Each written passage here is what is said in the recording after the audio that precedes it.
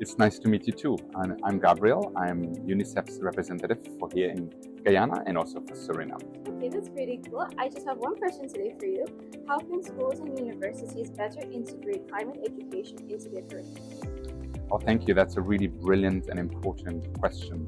Well, there's a few aspects I think I can mention. I think for both schools, from really the lower grades all the way to universities, I think the first point would be to have systematically climate science and climate action integrated in curricula so that it is systemically taught to children from the young ages all the way to university students in all the relevant disciplines. So that's point number one. Number two, I think for teachers and also professors at the universities, it is important for them to have the right capacity and to receive support so that they can have at hand the right material to do quality teaching for boys and girls and for students.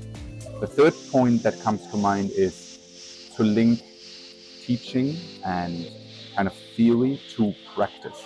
So in schools, I could imagine it would be wonderful to have youth clubs and also real initiatives where students, teachers, and the school management can all come together to kind of live climate action in daily life. So I'm thinking of better waste management, to avoid waste, for example, to have a project where, for example, solar panels or other renewable energy could be implemented into the school, and for a project to be implemented with the engagement of students so that they can feel what that actually means, and to then go a little bit through the science of what does it mean if we're no longer on the grid, but we produce our own electricity from the roof, which is something we've just done for UNICEF, for example.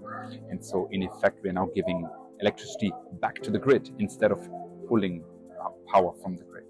And then the last one, I think it is important to not just look at teaching from teachers and professors to the young people, but to also empower the voices of young children.